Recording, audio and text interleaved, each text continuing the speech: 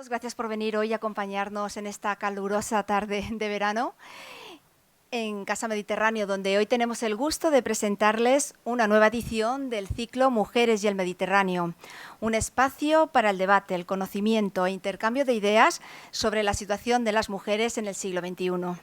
Y hoy tenemos el gusto de presentarles a Yumana Haddad. Hola, Yumana. Hola. ¿Qué tal? Buenos días, buenas tardes. Ella es periodista, poetisa. ¿Sí? ¿Funciona? ¿Ahora? Ahora sí. Pues les comentaba, tenemos aquí el gusto de presentarles a Yumana. Yumana, periodista, poetisa, activista, libanesa y artista, que ha estado con nosotros a lo largo de este mes de julio, participando en nuestro programa de residencia de escritores de Casa Mediterráneo. Y por tanto, hoy tenemos el gusto también de tenerla aquí con nosotros, participando en este ciclo sobre mujeres. A lo largo de la siguiente hora expondrá en este tiempo de debate y reflexión su visión y opinión de la mujer árabe contemporánea, cerrando así con su participación en nuestro ciclo su estancia en Alicante. Yumana, les comentaré, para quien no la conozca, que creo que aquí la conocemos de sobra, pero bueno, hacer una pequeña aproximación a su figura. Ella escribe desde muy temprana edad, apenas iniciada su adolescencia con 12 años, y ya a los 15 empezó a publicar un artículo semanal para el diario libanés Le Réveil. A los 14 publicó su primer libro en francés, Le Temps d'un rêve, y tras diversas publicaciones empezó a colaborar como crítica literaria en el prestigioso diario libanés An-Nahar, tarea que desarrolla desde hace 17 años. Como poeta y escritora, Yumana goza de una gran audiencia en los países árabes y en Occidente, y su obra poética le ha valido numerosos reconocimientos y premios internacionales.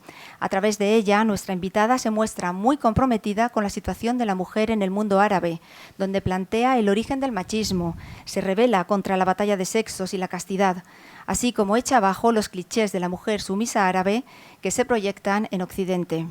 Todo ello quedó plasmado en su exitoso texto Yo maté a Sherezade, traducido a 17 lenguas, con el que consiguió un reconocimiento internacional y la situó como baluarte del empoderamiento femenino en el mundo árabe. En 2009 creó una revista de papel titulada Jasad, traducido al árabe Cuerpo, con contenidos literarios y fotográficos que provocaron un verdadero tsunami en los arraigados tabúes sexuales de la sociedad árabe, contando con numerosas suscripciones precisamente de un país como Arabia Saudí, donde se vendía por correo. El país más libre del mundo, como ya sabes. Exactamente, sí. Por eso ha sido interesante comentarlo. Su último libro, La hija de la costurera, aborda el genocidio armenio con la mujer como eje, con su pasado familiar también como telón de fondo. Por todo ello, Yumana es desde el año 2014 seleccionada como una de las mujeres árabes más influyentes del mundo por la revista Arabian Business.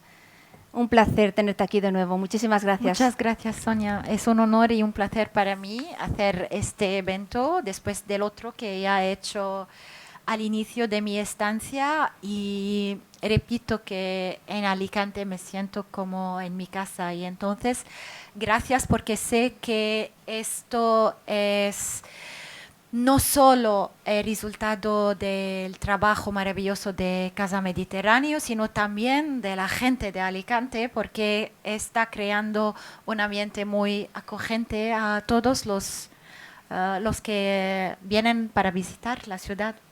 Sí, un programa, el de residencias literarias y creativas de Casa Mediterráneo, que bueno, que nos está acercando personas muy interesantes y mujeres como Yumana.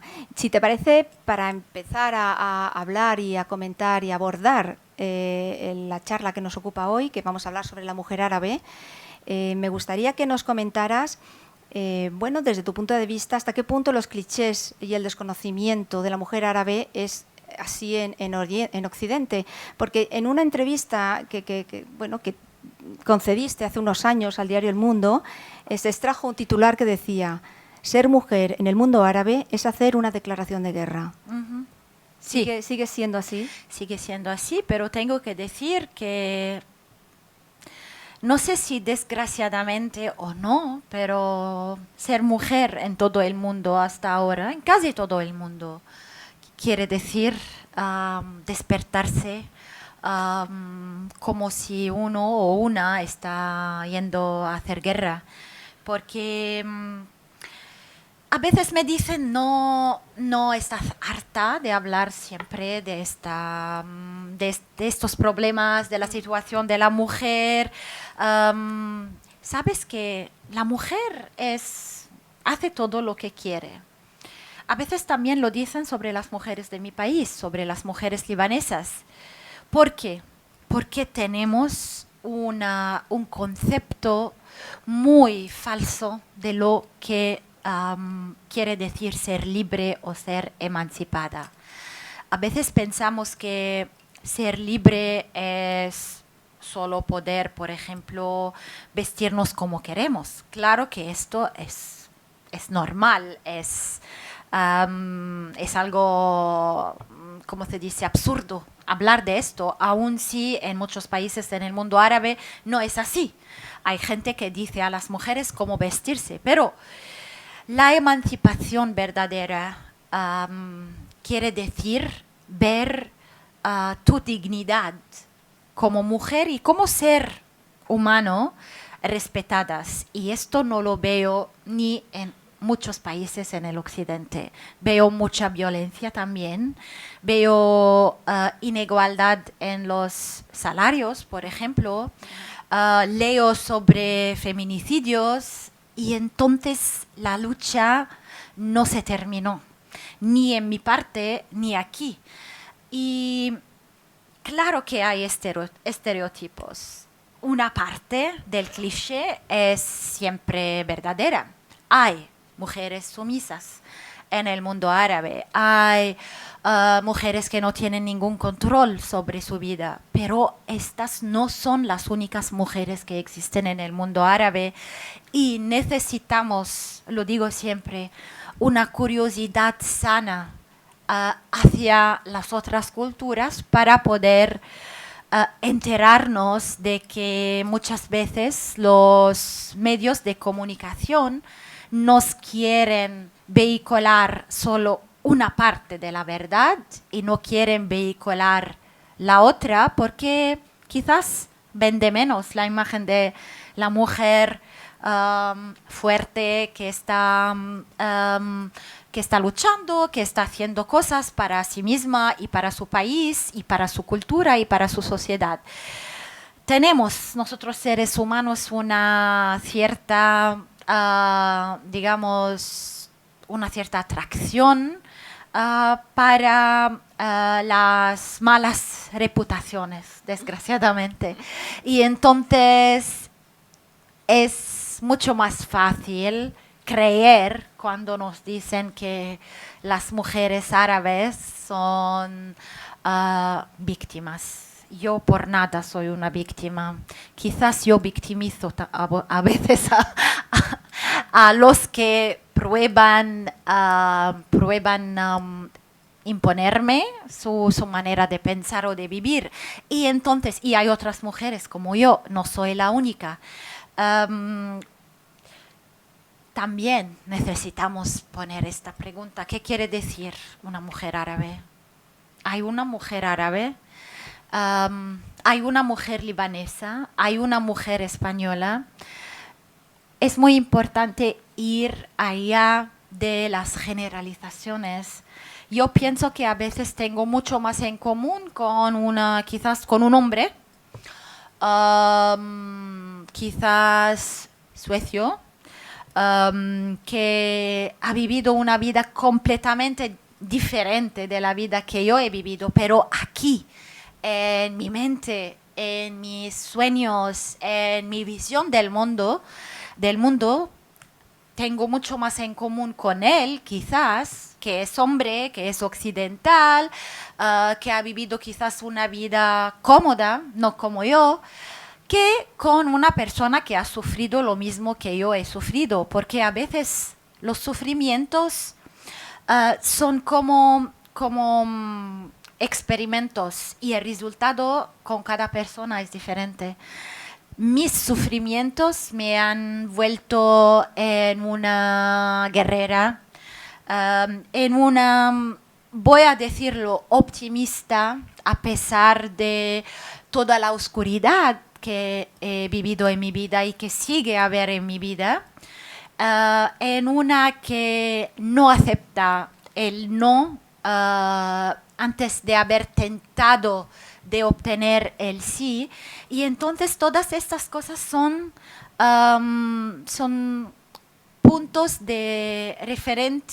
son referencias humanas, no son árabes o occidentales, son universales. Y quizás tú y yo, Sonia, tenemos mucho más en común que esta idea de la mujer árabe. Hoy mismo he recibido una respuesta de un editor italiano, por ejemplo, es algo muy fresco y lo voy a contar porque explica un poco esta idea que estoy intentando de vehicular con mi español un poco malo, pero ya que has dicho que has hablado de la mujer árabe, como has dicho, Sonia, acabo de publicar una novela y va a ser publicada en español y en francés este septiembre. Y soy muy contenta, muy feliz, porque es una novela que se inspira de la historia de mi familia y de la historia sobre todo de mi abuela materna, que era armenia y que ha vivido muchas cosas horribles en su vida hasta su suicidio. Hoy he recibido la respuesta de uno de los editores italianos a los cuales he enviado el libro para considerar una versión italiana del libro. Y me ha dicho, sabes que me ha encantado tu libro, es maravilloso, pero ya que ya tenemos en programa publicar una novela de una escritora de Oman, que no tiene nada que ver conmigo, con el Líbano, con la historia. Así podrán parecer demasiado similares los dos libros y entonces perdónanos que no vamos a publicar el libro. Y yo le he dicho, pero ¿cómo pueden ser similares y de qué punto de vista? Solo porque somos yo y esta escritora dos mujeres árabes y ya habéis decidido que es no, tenemos una mujer árabe en el ¿cómo se dice? En el planning. En el planning, ya hemos hecho nuestro deber. ¿Cómo podemos ser similares solo porque ella es mujer escritora y yo soy mujer escritora y las mujeres dicen siempre las mismas cosas? ¿Cómo? Y entonces solo para decir que esta generalización es algo fácil que hacer, tomar el todo, a vez de ir a los detalles que hacen la diferencia. Y hay siempre un nivel mucho más microscópico para ver a la gente, hasta el humano. Cuando tú estás mirando a una cultura desde lejos, quizás ves hablan todos en árabe, entonces es un mundo árabe, entonces son todos similares. Después, con un poco de, ¿cómo se dice? Research, de búsqueda, investigación. Quizás ves que hay una región que se llama el Golfo, otra región que se llama el Medio Oriente, una tercera que se llama, no sé, ¿cómo se dice? Ma baina an-nahrain. Tú no hablas árabe, ¿verdad? No, árabe no. Bueno, que hay, por ejemplo, 3 regiones diferentes en este mundo árabe. En Asia, geográficamente, en no. Asia, África. Y el Norte-África. Norte de África. El Magreb, y hay el Magreb, hay el Golfo y hay la región de mi parte, del Líbano, que es el Líbano, la Siria, la Jordania, la Palestina, que se llama el Medio Oriente. Y ves que la gente del Golfo son similares, estos son... Y después, con más curiosidad sana, con más búsqueda, te enteras de que cada país es muy diferente del otro y de que cada región en cada país o que cada ciudad en cada país. Pienso que lo mismo se aplica a la España o a cualquier país del mundo. Entonces, a vez de comprar las culturas en gros, se dice, cuando... En grosso modo, tenemos que comprarlas en detalle. Para si de verdad queremos conocer más a la gente, a vez de decir, ya puedo discutir del mundo árabe, he leído un artículo. Eso no es suficiente. No es suficiente, desde luego. Pero ya desde aquí, perdona que te diga y caiga quizás en clichés y en desconocimientos, pero desde aquí se ve, por ejemplo, que la mujer en el mundo árabe y en el mundo árabe, en los 3 mundos árabes en general que nos has descrito, tiene muy poco acceso a los poderes públicos, por ejemplo. Tampoco hablamos de un movimiento feminista con unas caras conocidas. Quizás tú eres una de los baluartes en femenino más destacados del mundo árabe, pero un movimiento feminista, bueno, tampoco podemos hablar mucho que aquí en España, en el mundo occidental, tiene un corto recorrido con su importancia con el movimiento Me Too desde hace un año y poco. No podemos hablar tampoco de una gran trayectoria, pero sí que en cuanto a lo que se dice de los poderes públicos, sí que hay cierto acceso al poder en Occidente de las mujeres que no ocurre así en el mundo árabe. Y de ello quería hacerte esta pregunta introduciendo un poco en tu propia experiencia, porque en 2018 fuiste candidata a las elecciones legislativas en tu país por una lista independiente, donde finalmente no obtuviste un escaño. Me gustaría que nos contaras cómo viste esta experiencia, cómo fue tu decisión de intentar cambiar las cosas desde dentro, quizás. Sí. Antes de hablar de esto, quisiera decir que de ningún modo estoy probando decir que la situación de la mujer en el mundo árabe es igual a la situación de la mujer en Occidente. Estaba solo diciendo que aquí también tenéis que seguir luchando, porque falta mucho. Sí, falta mucho. Pero hablando del feminismo en el mundo árabe, hay muchas figuras, muchísimas. Quizás no son conocidas, pero existen.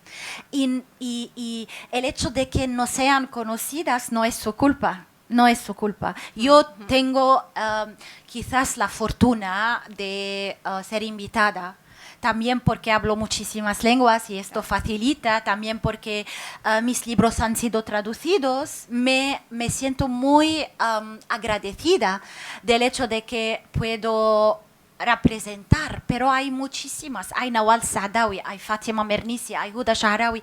Hay muchas mujeres feministas muy guerreras también. Solo para ser, ¿cómo se dice?, justa. Yo soy la hija de estas mujeres y me he nutrido de su valor, ya como me he nutrido también del valor de muchas feministas occidentales. Yo no me gusta solo tener referencias de mi parte del mundo. Pienso que la literatura y la justicia humana pertenecen a todo el mundo. Y es por eso que después de publicar, por ejemplo, Yo maté a Scheherazade, recibí muchísimas cartas de gente de otra parte del mundo diciéndome que es como si hablabas de mí. ¿Por qué hay yo hablaba de cosas muy personales, muy individuales, de experiencias muy mías, pero te enteras de que esto es universal, es el humano. Para hablar de la participación política de la mujer, esto sí que es importante. Al inicio, cuando hemos hablado del indicio del progreso de una cultura o de un país, sin duda, o de la emancipación de la mujer en una cierta cultura, sin duda su participación en la política es una índice o indicación, se dice. Un índice. O un índice muy importante.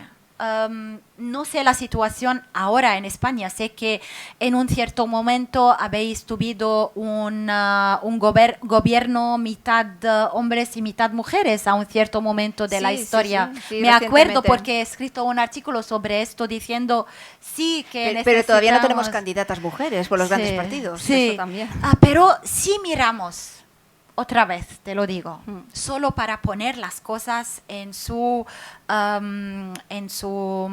dimensión justa.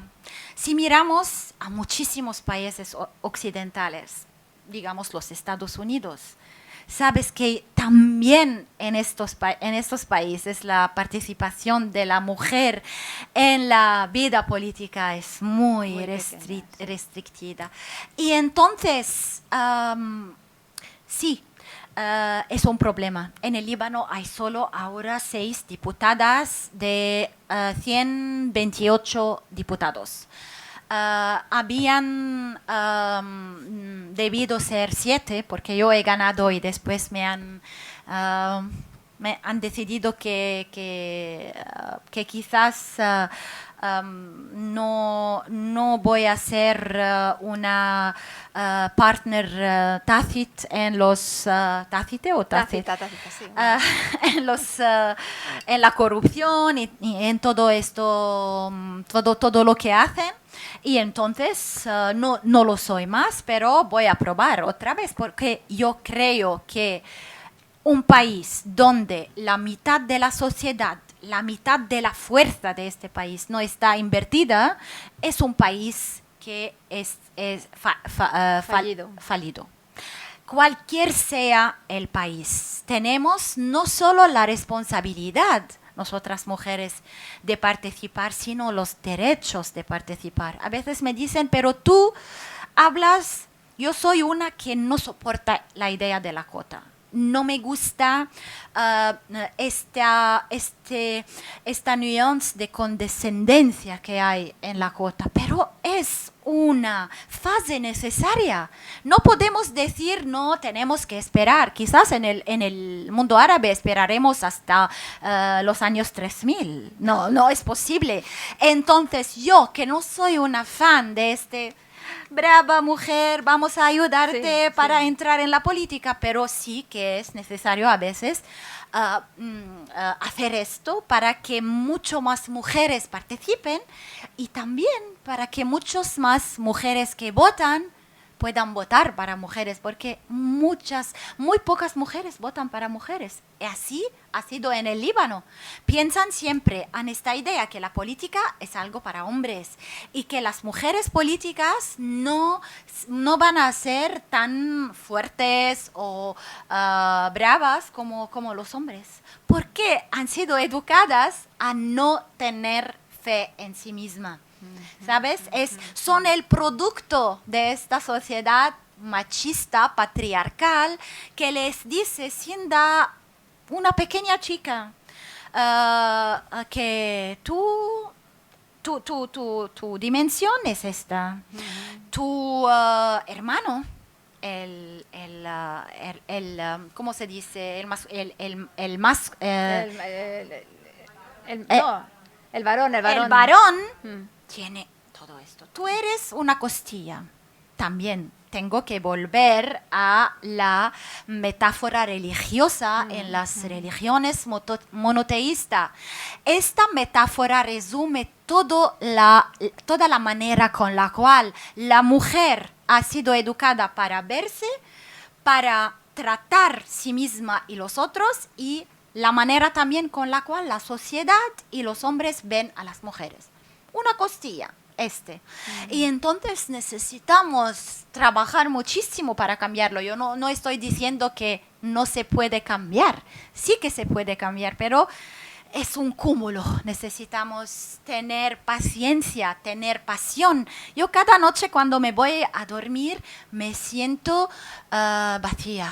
Ya exsangue, no tengo ningún esfuerzo y me digo, pero ¿por qué estoy haciendo esto? Yo podría ir a vivir, tengo también una nacionalidad occidental, podría ir a vivir en otro país, escribir, dedicarme a otras cosas. Voy a tener 50 años en 2 años. ¿Por qué estoy haciendo? Ya está, 50 años en haciendo este trabajo o teniendo estos problemas son más que suficientes. Pero cada mañana tengo esta fortuna se dice, ¿no? Sí, Fortuna. De Suerte. despertarme con una pasión increíble para hacer mover las montañas. Y esto es lo que me salva. Y creo que salva también a muchas otras y otros, porque en la lucha para la igualdad y para la dignidad de las mujeres hay también hombres. Y no es una guerra entre hombres y mujeres, es una guerra entre un sistema patriarcal injusto y un sistema justo. Y aquí hay hombres y mujeres y aquí hay hombres y mujeres. La diferencia o la guerra está entre los indecentes y los decentes. Para mí es así. Uh-huh. Un tiempo quizás ahora muy confuso. Por una parte tenemos acceso a la información mucho más a la mano quizás que en cualquier otra época de la historia de la humanidad a través de Internet. Tenemos acceso a información, podemos conocer lo que pasa en la otra parte del mundo de una manera inmediata, acceso a textos informativos de todo tipo que podemos conocer lo que piensan otras culturas. Pero en el mundo árabe, ¿qué está pasando con el radicalismo islámico? ¿Qué está pasando? Que las mujeres las visten, les ponen el velo. Hay países, estamos asistiendo a países donde se radicalizan, donde sus derechos están más mermados. Estamos hablando, por ejemplo, de Irán.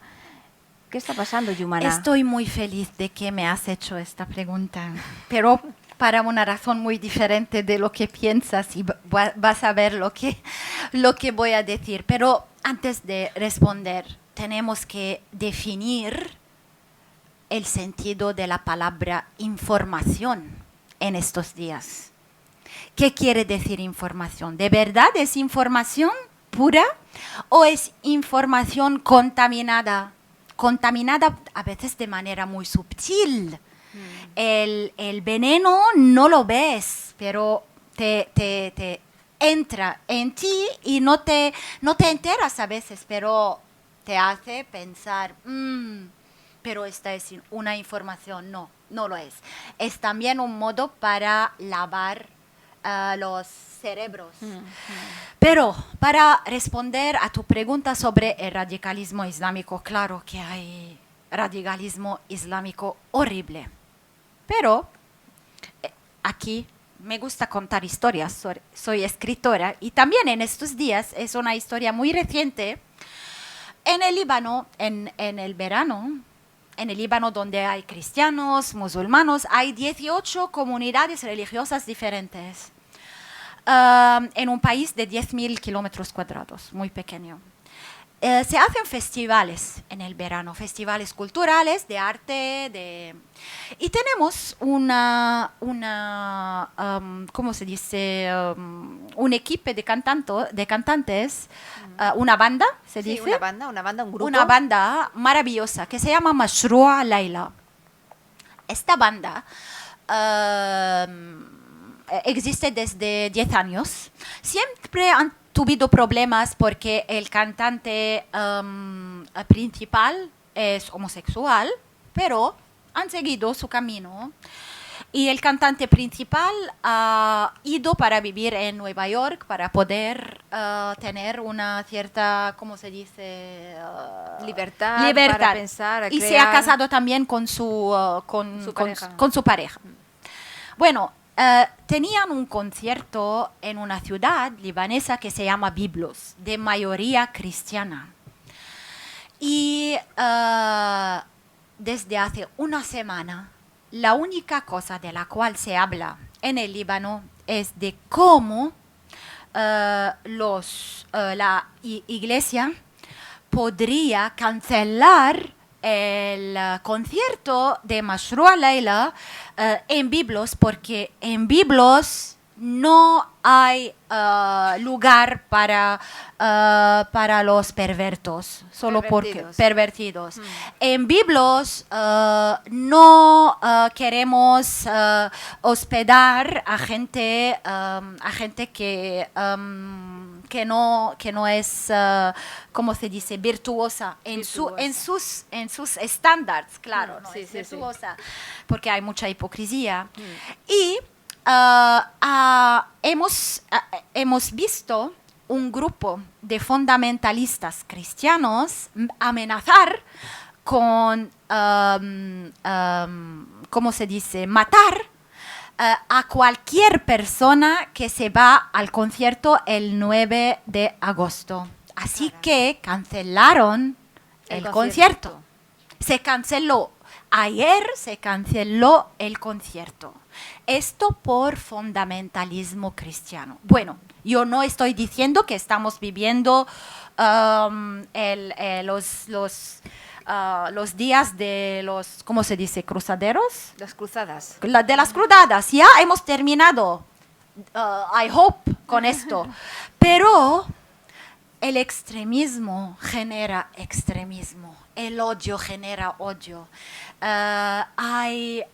Y también, sobre todo, en esta era de social media, donde es muy fácil para cualquier persona decir cosas horribles. Yo cuando abro mi Twitter, en estos solo 4 días, he sido amenazada de muerte solo para defender a Mashrou Leila, tipo como 100 veces. Te lo juro, y no es una exageración. Solo porque he defendido el derecho de esta banda a cantar, a hacer un concierto. Si no te gusta esta banda, pues no tienes el derecho.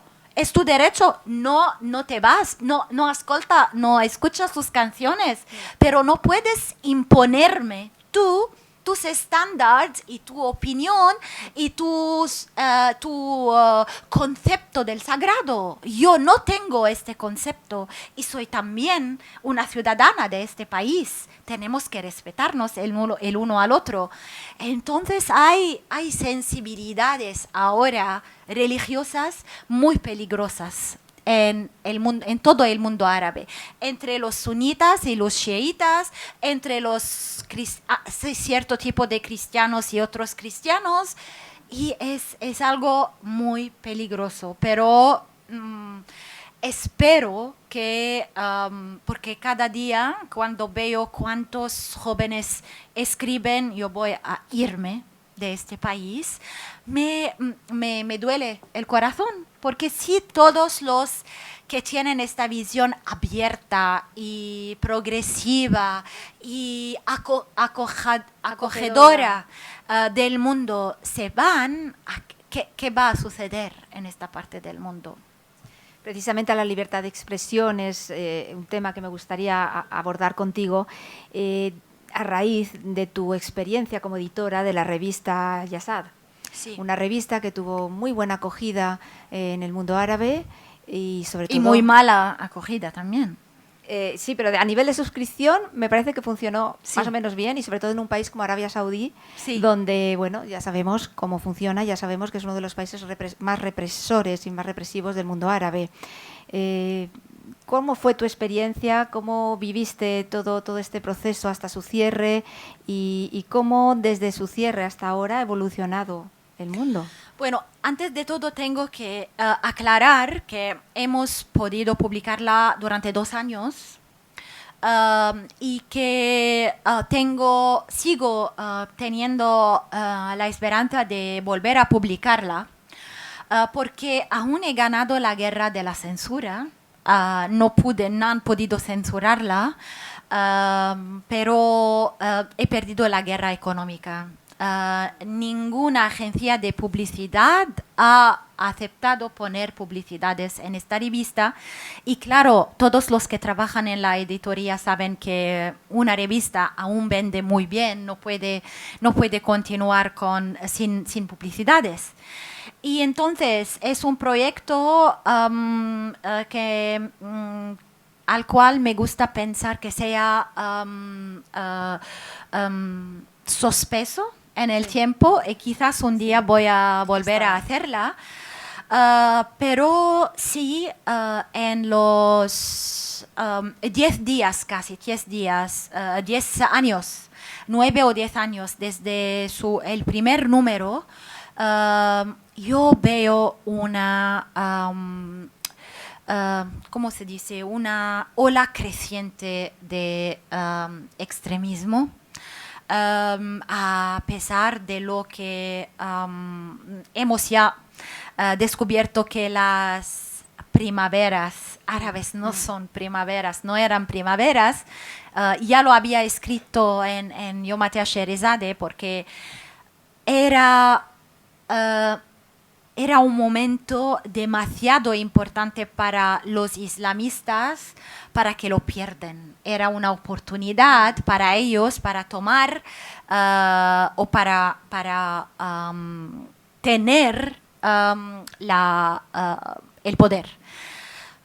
Pero tengo que decirte que hay muchos que leían, por ejemplo, la revista poniéndola adentro de otra revista muy inocente o que habla, por ejemplo, de, no sé, el profeta o de no sé qué. Sí, porque un inciso, quizás se me ha pasado por alto comentar que esta revista tenía, tenía muchos contenidos de índole sexual, hablaba de sexo abiertamente. Sí, era una revista de literatura y arte erótico. Erótico, efectivamente. Tenía un cariz bastante diferente en árabe, exactamente. Con lo cual, pues no era un producto editorial al uso en este mundo. Sí, y el hecho de que la editora y la fundadora era una mujer y que no aceptaba textos anónimos, porque recibí muchísimos textos anónimos, pero yo, para mí era también una guerra. Era importante para cada escritor o escritora en el mundo árabe que quería participar a esta revista decir, yo he escrito esto y es mi derecho haberlo escrito, o yo he fotografado esto y es mi derecho haberlo fotografado. Y entonces la responsabilidad era una parte vital del proyecto. Era un proyecto muy político. Pero es la hipocresía.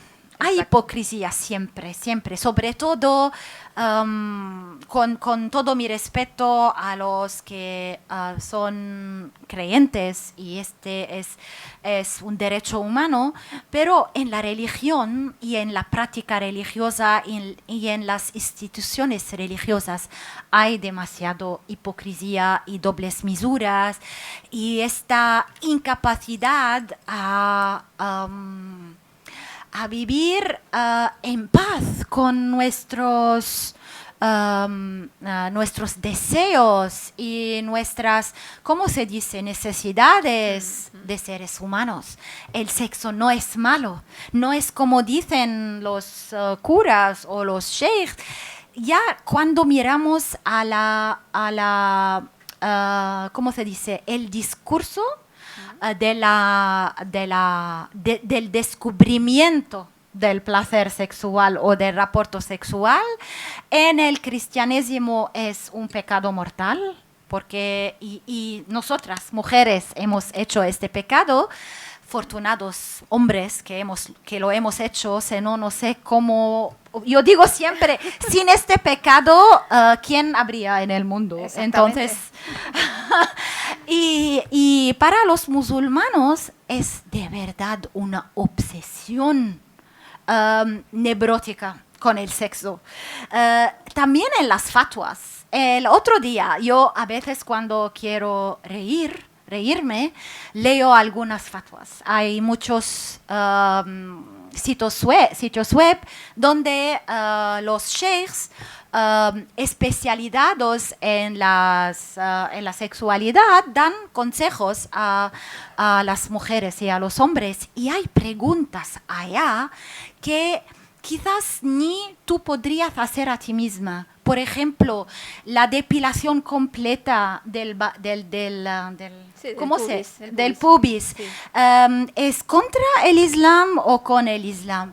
Y esto sheikh decide porque él llama al profeta, señor profeta, ¿qué tengo que decir a esta pobre mujer que quiere depilar su pubis? ¿Es ok o no?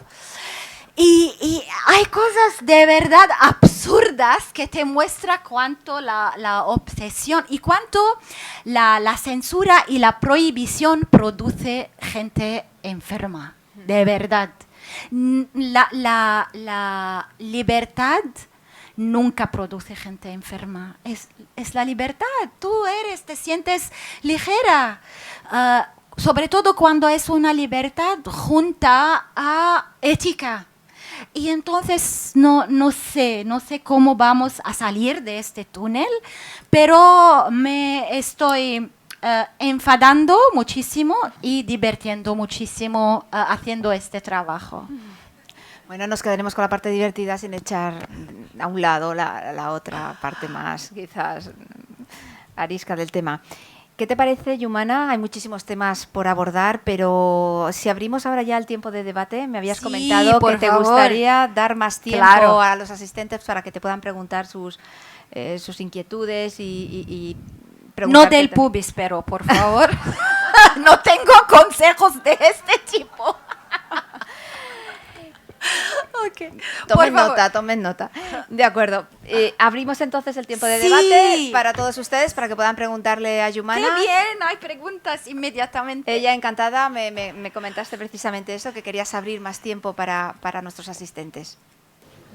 Hola, buenas. Hola. Me llamo Neriman, formo parte de un colectivo feminista norteafricano aquí en España.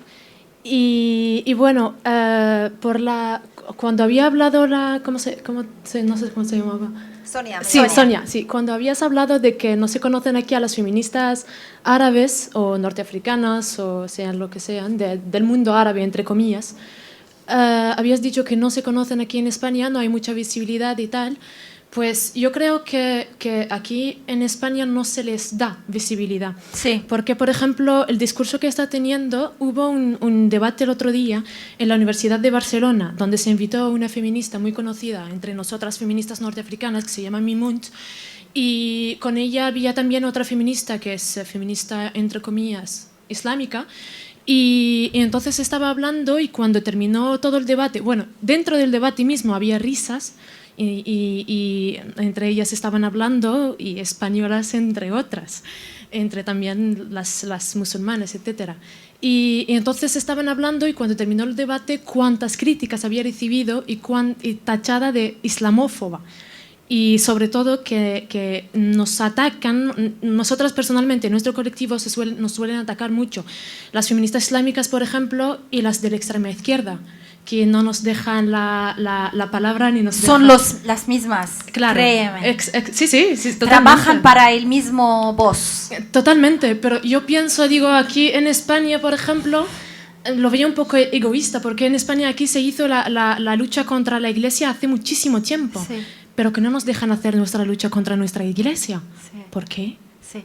¿Sabes? Entonces, solo quería comentar esto y bueno, si quieres hablar de ello más. Sí, me encanta que hay jóvenes mujeres como ti. ¿Cómo te llamas? Narimen. Narimen, sí.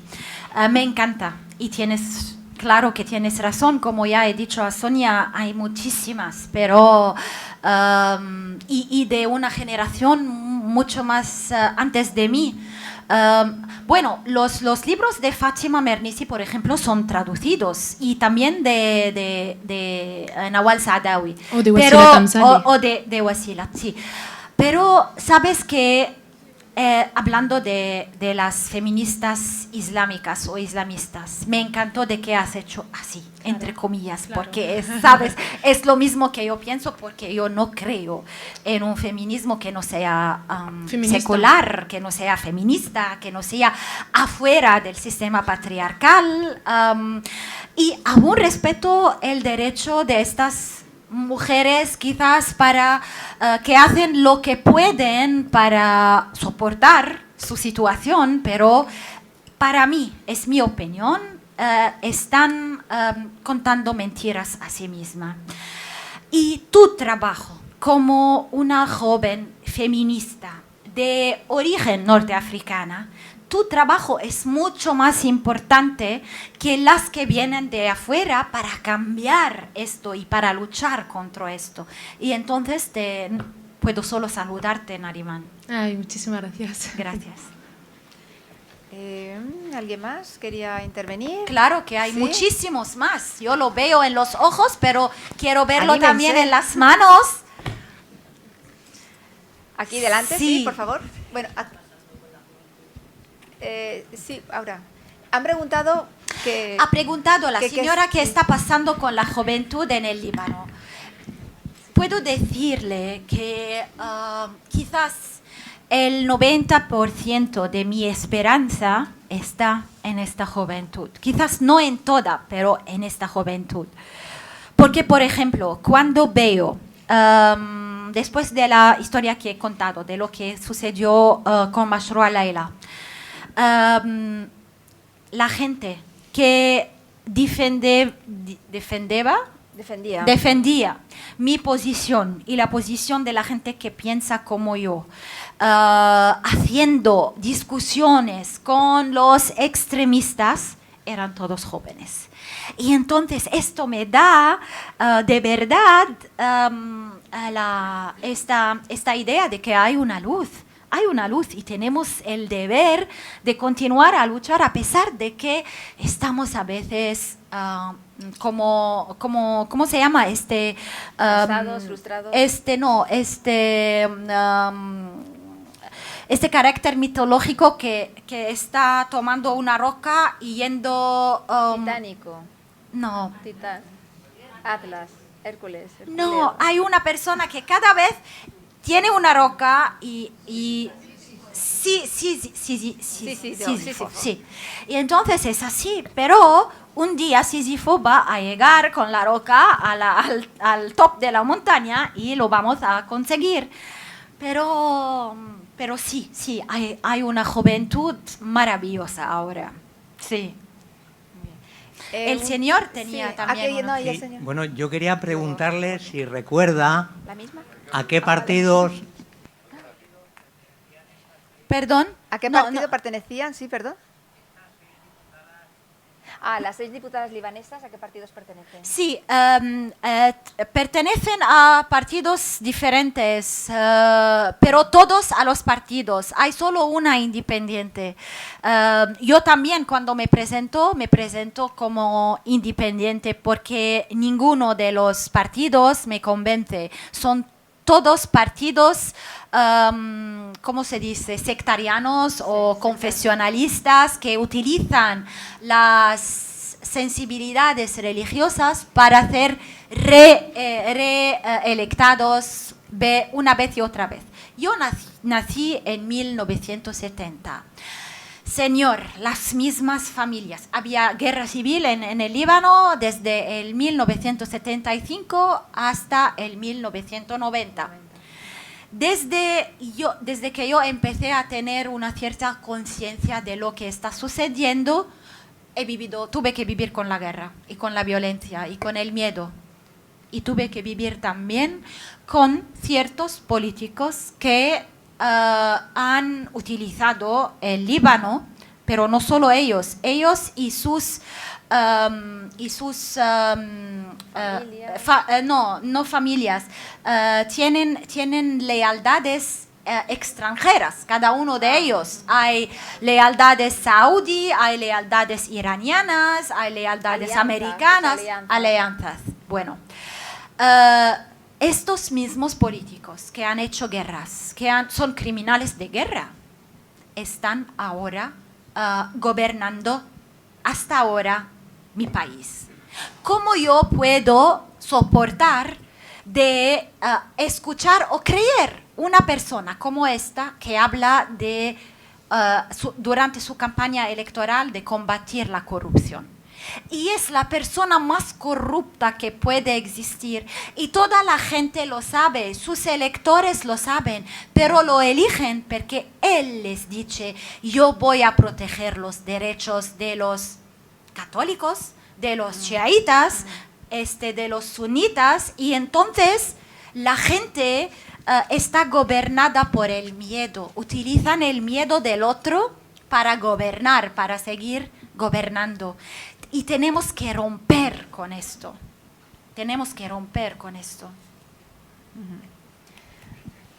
¿Alguna pregunta más? Sí, aquí delante, por favor.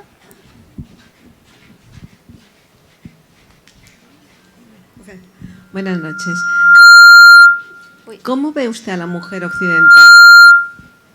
Bueno, otra vez voy a voy a clarificar que no hay para mí una mujer occidental, pero yo claro que soy admiradora de las luchas que se han hecho en el occidente, una gran parte del occidente en los años 60 y 70, para, por ejemplo, la igualdad y todos estos temas, porque para mí son estas las ideas que me han nutrido mientras yo estaba en mi modesta casa, muy pequeña, leyendo libros y aprendiendo que el mundo puede ser otra cosa que esta guerra que está sucediendo afuera. Son los libros que me han salvado la vida y son las ideas de estas pensadoras, de estas mujeres que han permitido que yo sea la mujer que soy hoy. Entonces, una gran admiración, claro, pero tengo también miedo porque a veces veo una regresión y esto me da miedo. Y es por eso que he dicho a Sonia y que he dicho a ustedes que tenéis que seguir luchando, porque desgraciadamente nuestra lucha es de un tipo que si no sigues te vas a ir atrás, porque siempre el monstruo patriarcal está allá durmiendo. Quizás no lo ves, pero está allá. Está allá para matar a las mujeres, para matarlas físicamente, pero también y sobre todo moralmente, y esto es muy peligroso. Y también para que perdemos la fe que tenemos en nuestras mismas. Y entonces tenéis que seguir luchando, es lo único que puedo decir, para todas nosotras que también creemos en la victoria que habéis tenido y que nos ha inspirado parcialmente. Y entonces eso es. Sí, señor. Bueno, Yomara, vamos a ver. Tengo dos preguntas. No. Bueno, la primera es muy rápida. A ver si el eco deja. Desde la más profunda admiración. Has contado hace nada una anécdota de cómo has recibido una serie de... ¿Lo estáis regulando desde atrás para que no suene? ¿No? ¿Sí? Estaba diciendo que hace un momento has contado la anécdota del grupo, el conjunto de cantantes que estaban... Se dice grupo, sí, no Sí, banda. bueno, más que banda. Lo de la banda, además, últimamente está muy mal. La banda es más... Muy desprestigiado en este país. Sí, sí, banda, la banda de músicos que tienes ahí. Has dicho algo que a cualquiera de nosotros nos hubiera sumido en el más absoluto terror, y es que has recibido cientos de tuits de amenazas de muerte. Sí. ¿No? Para ti no es nada nuevo. No. En toda tu lucha y tu tiempo y tu época, la trayectoria, supongo que habrás tenido experiencias de este tipo muchísimas. ¿Cómo se administra el miedo? Sí, tienes razón. Es una pregunta que merece un libro. Porque he empezado un libro sobre el miedo, pero lo he dejado. Soy un ser humano, tengo miedo. Y claro, pero el ventaja que yo tengo es que tuve que vivir con el miedo desde muy pequeña. He escrito en uno de mis libros que, por ejemplo, el ruido que de las... ¿Cómo se dice? La sirena, las bombas. No, esto, antes hay como la sirena. Yo hasta ahora, si lo escucho, tengo como un asusto porque me recuerda que es lo mismo como la bomba que estaba viniendo hacia mí y que quizás va a caerse sobre mi cabeza o no sé. También tengo esta convicción un poco loca de que los que amenazan son cobardes. Lo que quiere matarme, de verdad, lo hará. Quizás un día lo harán o quizás nunca lo hará, pero no amenaza. Amenazan para intimidarte y yo no quiero ser intimidada. No,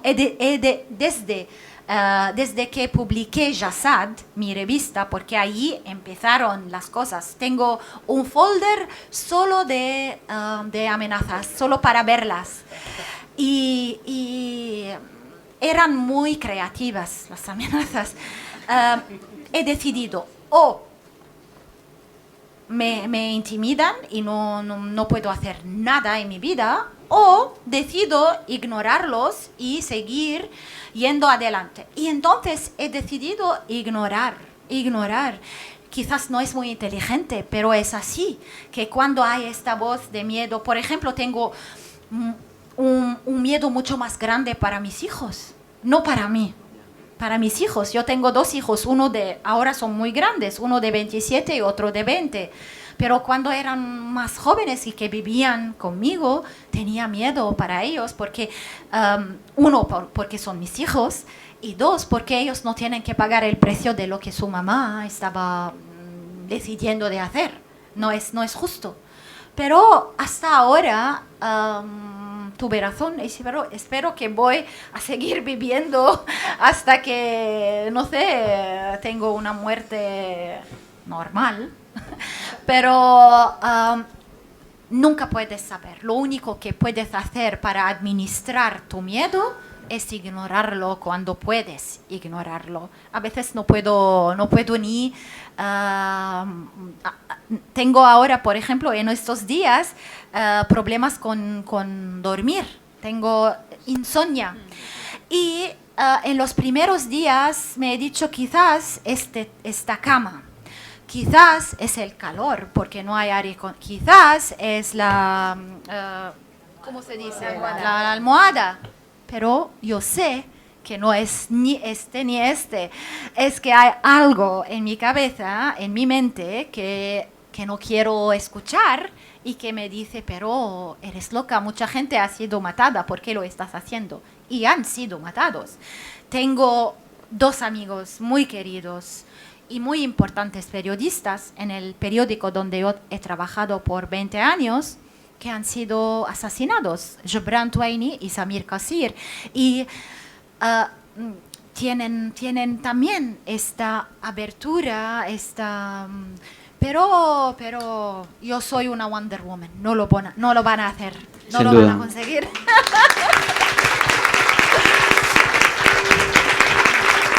Gracias.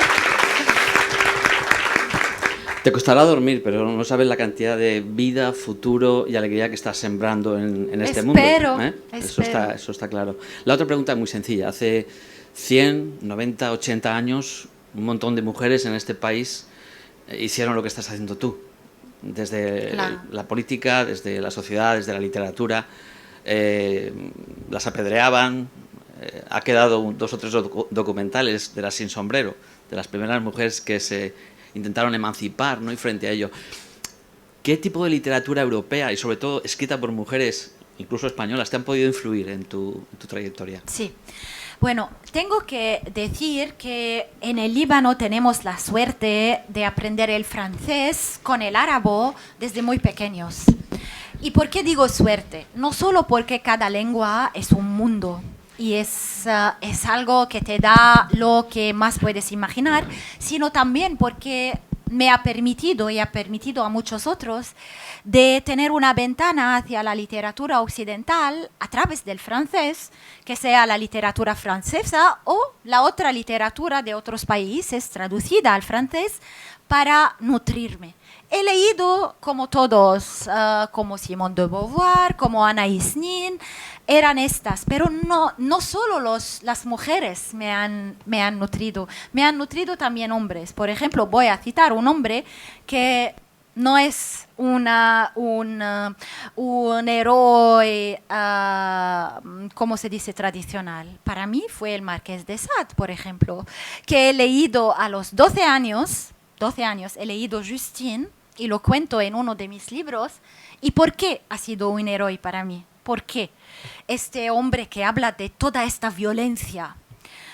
Una razón era la libertad en la cual me ha permitido creer. Que tú, que quieres ser escritora, puedes decir todas las monstruosidades que quieres. Más de esto no se puede, no hay. Y entonces me ha dado esta idea de que en una sociedad como la mía, en una familia muy tradicional como la mía, donde siempre me decían, no tienes que, no puedes que, hacer esto o decir esto, me ha enseñado que sí, que puedo, sí, pero tengo que decidirlo. Y de otra parte, y esta es una venganza personal, ya que muchos de sus personajes son religiosos muy hipócritas, y yo siendo en una familia católica y yendo a una escuela católica con monjas y curados y todos, para mí era una forma de vindicarme de ellos y poder imaginar la cantidad, claro, exagerada, pero que existe, de hipocresía que hay en estas instituciones. Pero es esto. También muchos autores árabes, tengo que decir, no solo autores occidentales. Porque ¿sabes por qué lo digo? Porque siempre mujeres que tienen mi discurso se piensa que son occidentalizadas, que solo los occidentales tienen esta abertura de espíritu, o solo los escritores occidentales enseñan esta. No, hay escritores maravillosos en la cultura árabe. Si leéis, por ejemplo, El jardín perfumado de Nafzawi, que está traducido al español, es un ejemplo, escrito en el siglo XIII. Maravilloso, no puedes imaginar lo libre que es. Y esto es solo un ejemplo de miles y miles de escritores. La libertad es universal, no es solo occidental. Una pregunta por aquí, Antonio, ¿sí? Déjame 5 minutos para leer los textos. Perfecto. Pues, Yo quería preguntarle a Yumana una pregunta muy concreta. ¿Cuál es el nivel de repercusión del cine de Nadine Labak, sobre todo la última película, Cafarnaún en el Líbano? Claro que es una de nuestras cineastas más admiradas, y tengo que decir que tenemos directores maravillosos en el Líbano, como Ziad Duairi también, no sé si conoces su trabajo, como Randa Shahal, que es palestino-libanesa, hay muchos. Y el cine, claro, tiene esta capacidad a veces de llegar mucho más rápidamente de las palabras, porque desgraciadamente la lectura, el nivel de la lectura o la atracción de la lectura está bajando. Y entonces, claro, que su película sobre la situación de todos estos hijos de la guerra en Siria y del sufrimiento en nuestra parte del mundo es enorme. ¿Sí? una pregunta aquí. Muchas gracias. Bueno, Yumana, me encanta cómo te expresas, hablas perfectamente. Gracias. Y cómo escribes, he leído alguna de tus obras. Yo me gustaría que hablaras o compararas un poco la situación de las mujeres occidentales y del mundo árabe respecto a dos cosas. Sé que es un poco largo, pero tienes mucha capacidad de síntesis. En el tema de la maternidad, como las mujeres dadoras de vida, y en un momento, por ejemplo, en España, donde la maternidad se retrasa mucho y hay muchas dificultades para ser madre, llegar a fin de mes, etcétera, etcétera. Y ahora hay un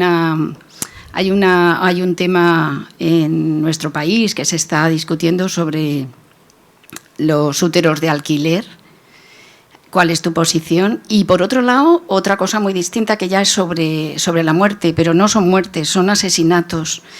Los asesinatos de mujeres, los feminicidios, que en este país tenemos una ley específica, una ley integral, y se siguen produciendo. Este mes de julio es terriblemente de los peores, y sin embargo tenemos una gran dificultad para comparar, porque en la mayoría de países europeos no existen estadísticas. ¿Cómo está la situación en el área que tú conoces? Sabes que en Italia también suceden muchísimo estos feminicidios. Hablando de la maternidad, yo tengo una posición quizás un poco afuera de la norma. ¿Por qué? Porque quizás tengo que explicar el punto desde el cual estoy hablando. Siendo el fruto de una educación donde la mujer, siendo la existencia de la mujer y la importancia de la mujer está reducida a su papel de madre, para mí me da furia, me pone furiosa esta cosa. Y la mujer tiene el derecho completo de no ser madre si no quiere ser madre, si tiene otras cosas que hacer en su vida y puede tener una vida muy completa, no siendo madre. No es algo automático y compulsorio como nos lo presentan. Esto uno. Hablando de las... que había algo antes de los feminicidios, ¿qué me has dicho? El alquiler de los vientres. Ah, sí, es una cosa terrible, pero pienso que es el fruto de todas estas celebridades que lo hacen para no robinar, se dice, a sus cuerpos, y Kim Kardashian y no sé qué. Pienso que es una ¿sabes? A veces las modas inhumanas como esta, porque hay otras modas inhumanas como el hecho de que la mujer tiene siempre que ser muy delgadita y no comer, si no, no es bella. Yo que tuve desde mi adolescencia, porque era un poco sobrepeso, un poco, como 3 kilos, y mi madre, pero no porque era cativa, ¿cómo se dice? Méchante, mala, no, porque es así que ha sido crecida. Me hacía sufrir porque tenía que perder a los 14 años estos 2 o 3 kilos. Y me decía, mira a tu amiga Norma, cómo está delgada. Y tú, hasta ahora tengo esta enfermedad y me peso cada día. Y odio esto en mí. Es una debilidad. Tengo el derecho de tener debilidades, pero me gusta decirlas a voz alta porque a veces esto me da la fuerza de combatirlas. Y entonces esta moda, no sé dónde nos llevará éticamente, no sé, no entiendo, pero prefiero no pensar en esto, prefiero no pensar en cómo una madre puede explicar. Yo entiendo una madre que no puede tener hijos, o si el padre no puede. Entiendo muchísimo esta cosa que es maravillosa, este poder de tener un hijo tuyo, pero a través de otra persona, eso algo muy generoso, pero que tú puedas, pero pagas a otra persona para alquiler, como si fuera tu útero una cosa, mejor no tenerlos, en mi opinión, pero es mi opinión, estos hijos. Y hablando de feminicidios, sí, claro, hay muchísimos. Esta semana hay el caso, hemos sentido el caso de una mujer libanesa que se ha muerto porque su marido, que estaba conduciendo, ha dicho que la puerta del coche no era cerrada donde ella estaba y entonces se cayó del coche. Algo increíble. Se cayó del coche y murió. Y se están haciendo investigaciones, pero desgraciadamente estas investigaciones en muchos casos no van al resultado que nosotras merecemos. No voy a decir queremos, merecemos. Y aún, por ejemplo, un hombre que ha matado a su mujer el año pasado, ha solo sido en prisión por 2 meses porque ha dicho que no tenía control de sí mismo, estaba en un estado de furia, no sé qué, y siempre en mi sociedad es el hombre que gana, desgraciadamente, y creen a él, no creen a ella, aun cuando ella es una víctima muerta, matada, no creen a ella. Muchas gracias. Gracias. Pues si te parece, Yumana, Sí. querías acabar esta fantástica intervención, participación en nuestro ciclo con una lectura de unos textos. Sí, son 2 textos que he elegido porque hablan de la relación entre hombres y mujeres. Y entonces, ya que hoy hemos hablado de este tema, quisiera terminar con estos. Son muy pequeños. El primero se intitula Aún no. Una vez me enamoré de un hombre porque me trataba como una reina, pero luego me desenamoré de él porque no era un rey. Una vez me enamoré de un hombre porque me hacía reír, pero luego me desenamoré de él porque no bebía mis lágrimas cuando lloraba. Una vez me enamoré de un hombre porque era un buen orador, pero luego me desenamoré de él porque hablaba mucho y decía poco. Una vez me enamoré de un hombre porque me llevó a la luna, pero luego me desenamoré de él porque no supo cómo traerme de vuelta a la tierra. Una vez me enamoré de un hombre porque sabía cómo tocar mi cuerpo, pero luego me desenamoré porque no sabía cómo tocar mi alma. Una vez me enamoré de un hombre porque sabía cómo tocar mi alma, pero luego me desenamoré porque no sabía cómo tocar mi cuerpo. Una vez me enamoré de un hombre porque me hizo soñar con él, pero luego me desenamoré porque estuve harta de soñar. Una vez me enamoré de un hombre porque era guapo y sexy, pero luego me desenamoré porque él también pensaba que era guapo y sexy. Una vez me enamoré de un hombre porque era perfecto, pero luego me desenamoré porque era perfecto. Incendio tras incendio, cenizas tras cenizas, y el que me mantendrá ardiendo aún no se ha inventado. El que me mantendrá ardiendo todavía lo tendré que inventar. Gracias. Uno más. Uno más.